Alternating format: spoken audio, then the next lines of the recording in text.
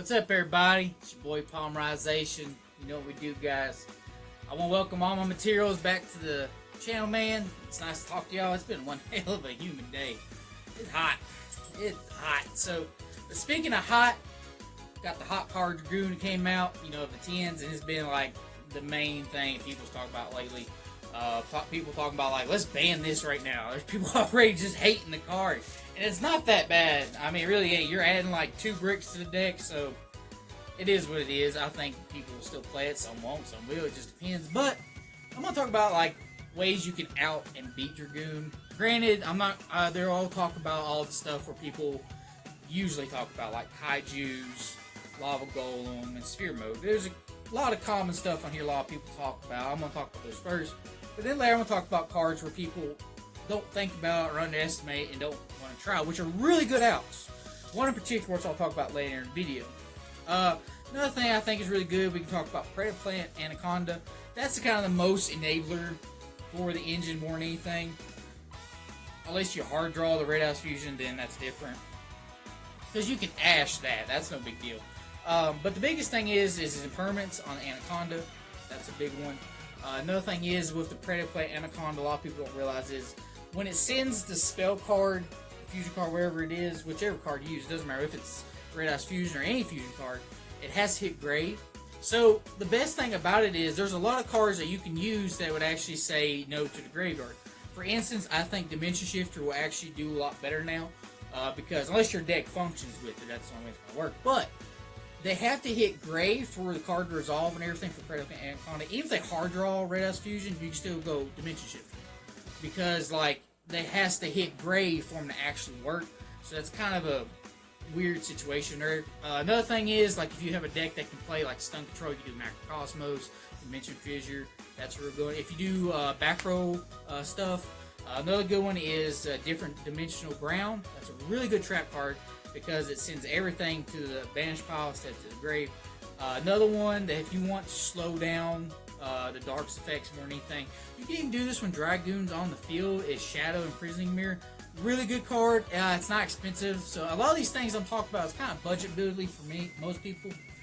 If you want to go into expensive cards, besides impermanence on the Anaconda, if Dragoon does hit the field and you have to deal with it, of course we have Dark Ruler No More. That's a big one.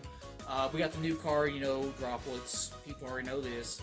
Because, you know, it just doesn't target, so it just, you just pick the cards and then it just negates their effects and halves their attack. And then another one that came out also in Rise of Duelist is Triple Tactical Talents. It's kind of like a tongue twister every time you say it.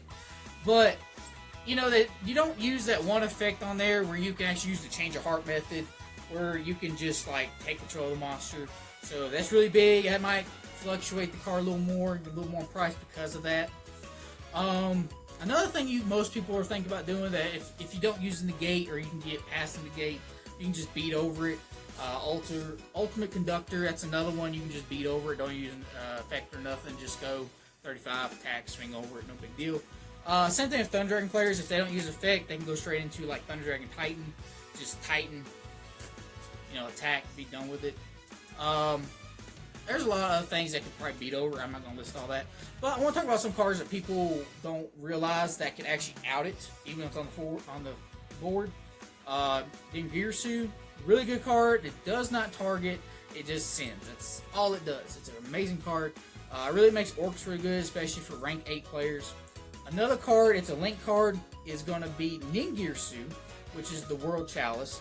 And he is actually a link 3, and he actually sends as well. If you get past the gate, he just sends it away.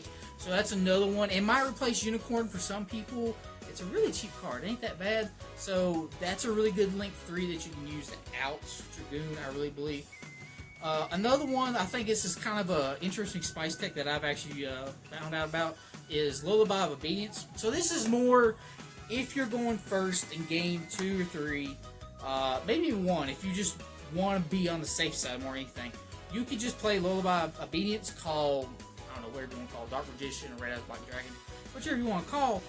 Your opponent goes to their deck. They're granted you pay 2,000 life, so it might not be good in game 3, but it's pretty cool, I think. Because then they don't have their material to to send the grave on their turn. Even if they open with Red Eyes Fusion in their hand and they're like, oh yeah, I can do Red Eyes Fusion when it's my turn. But you do Lullaby Obedience, call whichever one, and then you summon it to your side of the field. Even if you use it as link material, you know, it's in the grave, so your opponent has another dead card in their hand, actually 2 dead cards in their deck or hand, because they can't use it. I mean, that's it. And it's really cool. You can also use Lullaby Obedience. I think it's a really good side card if you go against dinosaurs. If you don't like dealing with Conductor, you can call Conductor. And then guess what? For 2,000 life, you get Conductor on your side of the field. So that's really cool. There's a lot of other boss monsters that are in main decks that you could just call, put on your side of the field, and be like, go, Bo.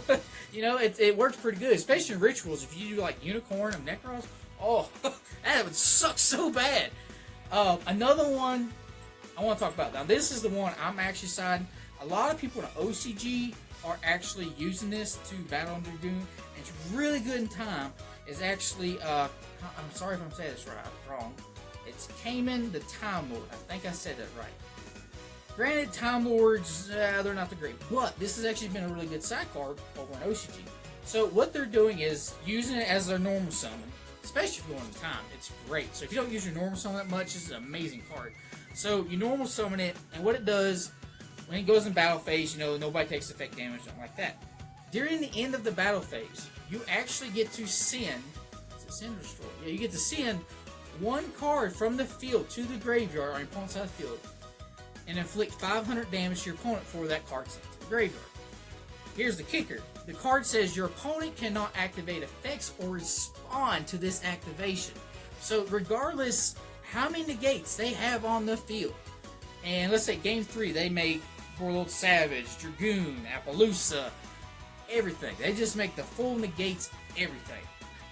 Normal summon can. Battle phase, attack, nothing happens, nobody takes damage. Next thing you know, you get to send one card off your opponent for 500 damage. Opponent can't respond to it. Freeze play. End of the match.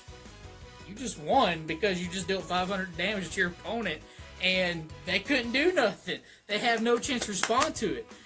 And that is amazing. I mean, that's like the coolest thing ever. And it's a budget card. It's cheap. People can out it. You can use it for anything. I think it's a really good like time card. Like, especially if you're really close in time and you just need to get something, get damage on the board. If you put this in your side, you could just literally just normal summon it, attack, and then, yeah, that's game. I mean, it's almost better than trying to get bored, make a cowboy, or anything that burns your opponent. This is really cool in my opinion. I mean, granted, besides that, you could also talk about Super Poly targets because Dragoon is a dark, so it's Predator Plant, so right there, Super Poly might be a thing again, especially if your extra deck doesn't really bother too much about it. You can see back row cards like Super Poly more than anything because you can just make Venom or anything else like that. But, you know, that's most of everything that I could think of that a lot of people don't realize on cards that could be good. They could try for fun. There's probably a lot of other cards out there that could out Dragoon, but I think the ones that I mentioned besides the obvious are probably the coolest and the spiciest cards ever. And you know what, guys? I want to shout out to all my materials and everything. You know what, guys? I'll see you next time. And you know what we do every day. Tongue twitch, guys. Long day. You know what we do every day. See you guys. Peace.